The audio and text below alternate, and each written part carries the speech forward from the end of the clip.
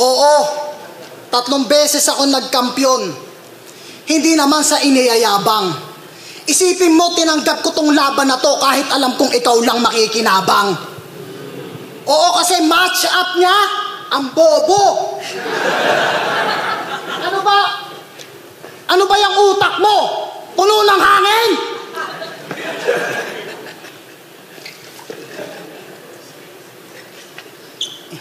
O kita mo, para matuloy lang yung laban, si Enigma pa tumulak sa akin!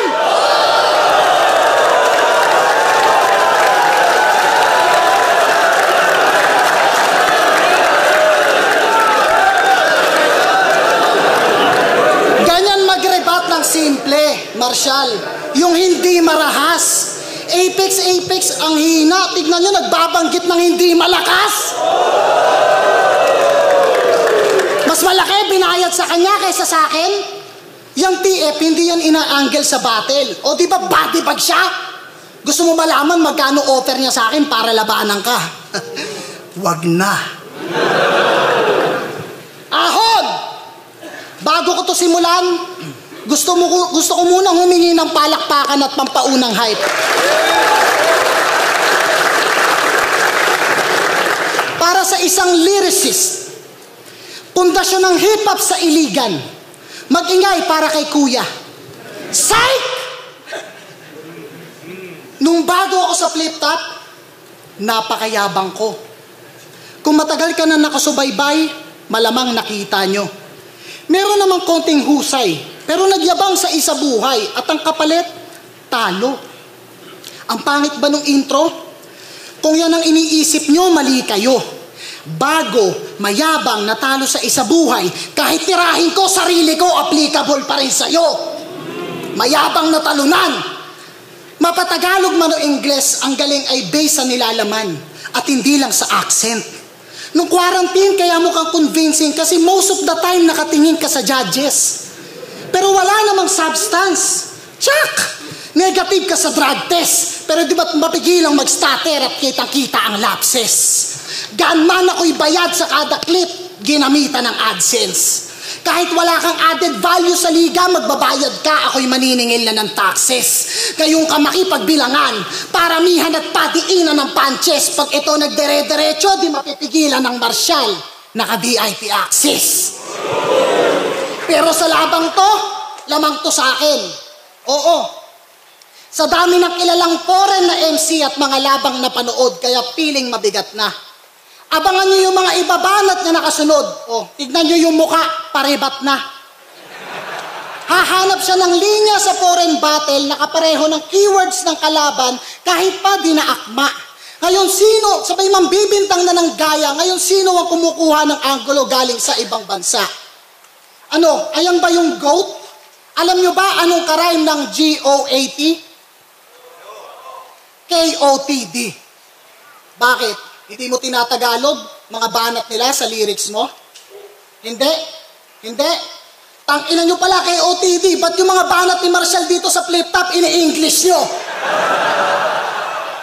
Tapos kung umasta ka, alam mo siya yung mas lihiti mo sa amin, sinungaling ka ambot. Yung tunay na Marshall Bonifacio nga ay nanggaling pang abroad. Kaya huwag ka masyadong maere. Dito sa ring, huwag kang feeling si Tyson. Kasi pag ang usapan lumalanding, MIA. Si Marshall Bonifacio, missing in action.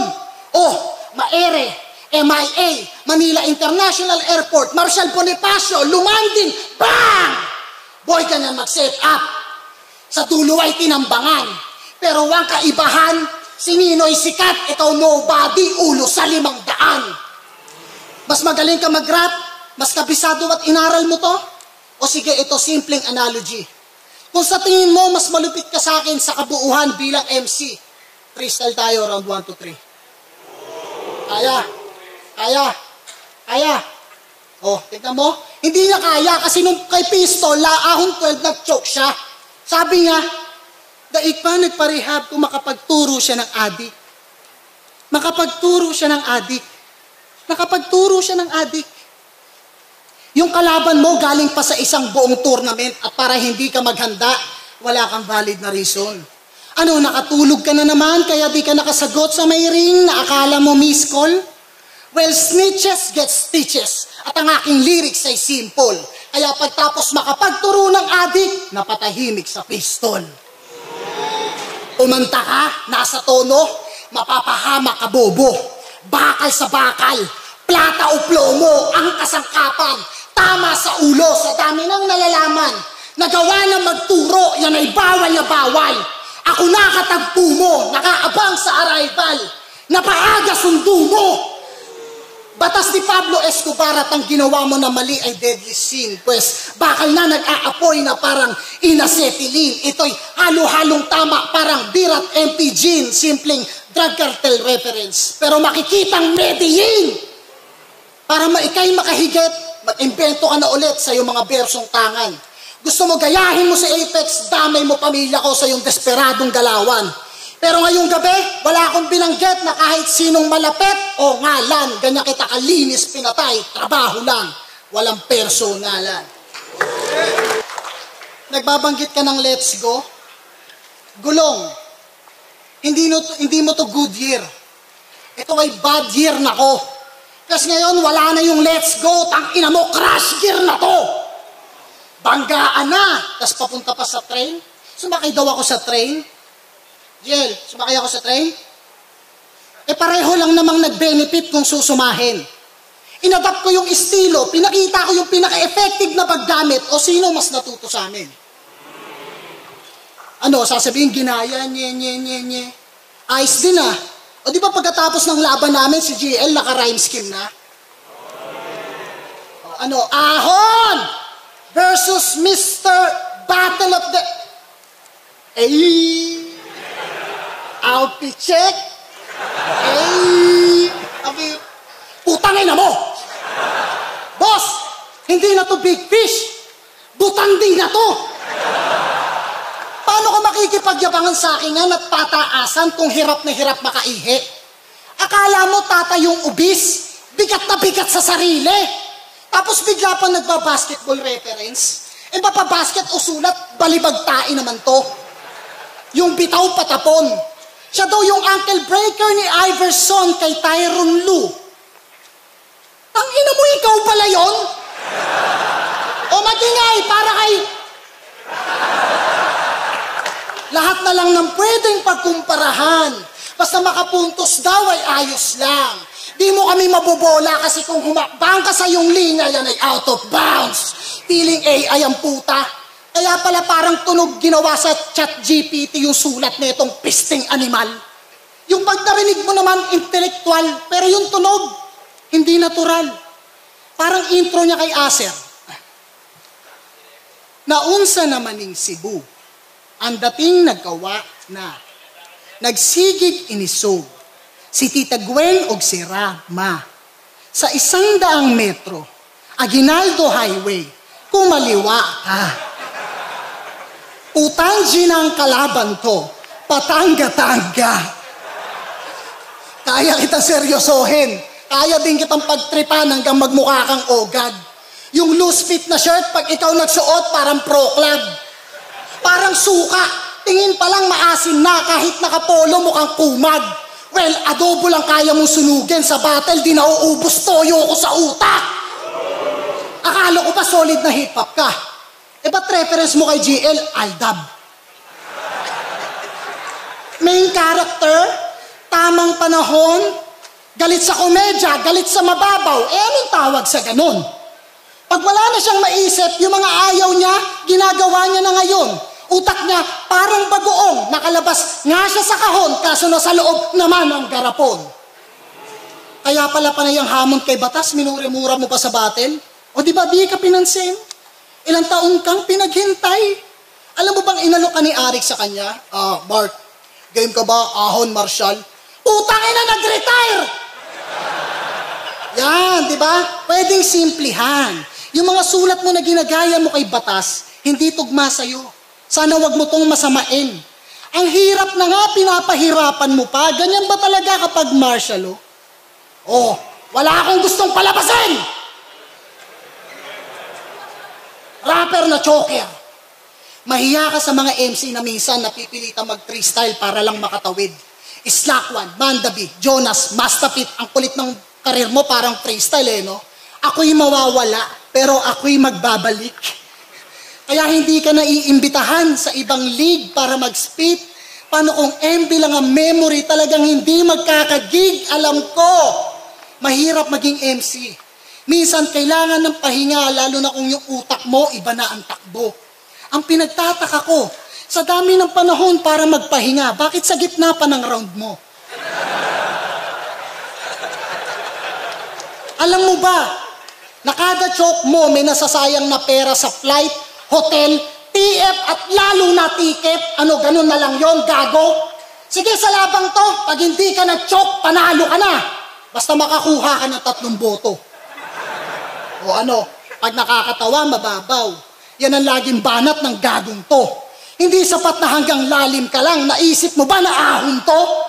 Ganyan magbalanse ng material, magkahalong jokes at bars ang baon ko. Well, pinakitaan ko lang yung martial kung paano ang tamang crowd control. Yo, binabanggit mo yung paglaban ko sa ibang liga? Hindi ko kailangan magpaliwanag sa'yo. Kung ano man yung dahilan ko, alam na yun ni Arik. Ikaw ba nagbabayad ng TF dito? Ba't ikaw yung bad trip? So, ibig sabihin, pag inalok ka ng 150,000 isang battle, tatanggi ka? Siyempre, hindi ka aalokin ng ganong TF. Adik ka ba?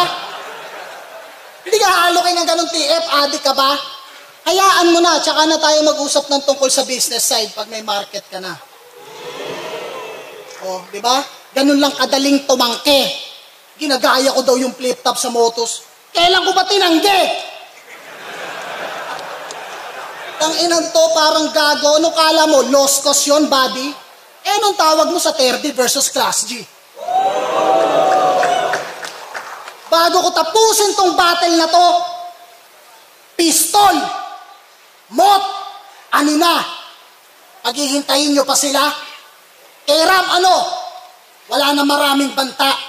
Hindi na para magpaligoy-ligoy pa, abangan nyo yung mga ilalabas naming kanta. Oo, may bago kaming grupo. At may bago kaming grupo. At magpo-focus kami sa music. Kaya di ko kayang sumali ng isa buhay o matira mayaman. Kaya lumaban ako ng ahon. Binigyan ako ni Arik ng choices. Wala nang mga champion yung natira mayabang. Mayabang na minsan humble.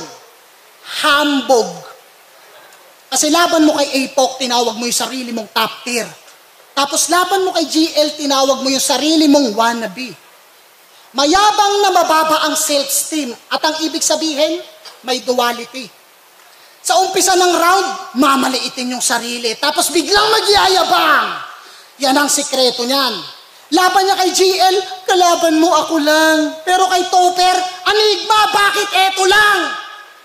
Tangina, hindi ako malupit, pero walang makahigit. Minsan magaling, minsan may sakit. Ang labo nan, sir. Ang labo nan, sir.